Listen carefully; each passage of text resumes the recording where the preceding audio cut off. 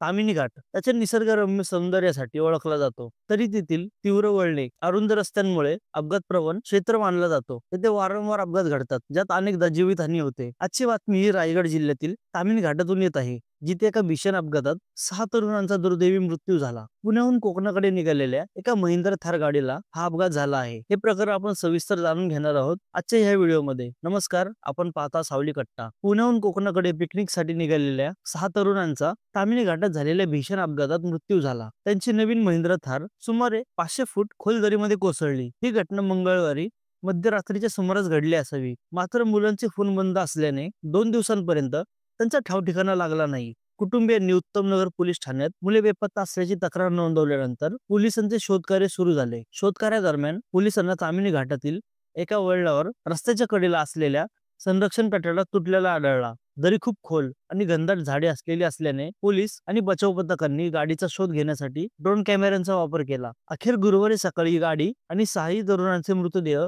विखुरलेल्या अवस्थेत सापडले। हे सर्व तरुण 18 ते 24 वयोगटातील होते। हे सर्व पुण्यातील कोपरे गावाचे रहिवासी होते। प्राथमिक अंदाजानुसार अतिवेगवान किंवा रात्रीच्या वेळी कमी दृश्यमानता असल्यामुळे चालकाचे गाडीवरील नियंत्रण सुटले असावे। गाडीने संरक्षण कठडा तोडून दरीत उडी घेतली। मृतदेह कुजलेल्या अवस्थेत आढळल्याने त्यांचं पोस्टमार्टम अपघातस्थळीच करण्यात आलं। या घटनेने तामिनी घाटातील रस्ते सुरक्षिततेचा प्रश्न पुन्हा एकदा ऐरणीवर आला आहे आणि रायगड जिल्हाधिकाऱ्यांनी घाट रस्त्यांची सुरक्षा तपासणी करण्याचे आदेश दिले आहेत। या घटनेने परिसरात शोककळा पसरली आहे। रात्रीच्या वेळी घाटातून प्रवास करताना अधिक खबरदारी घेणे किती आवश्यक आहे हे या घटनेतून पुन्हा एकदा अधोरेखित झाले आहे। रस्ते सुरक्षिततेच्या नियमांचे पालन करणे अत्यंत महत्त्वाचे आहे। तामिनी घाटातील अपघात आणि रस्ते सुरक्षिततेबद्दल तुमचे विचार आम्हाला कमेंटमध्ये नक्की सांगा। महत्त्वाच्या आणि माहितीपूर्ण बातम्यांसाठी सावली कट्टाला सबस्क्राईब करायला विसरू नका।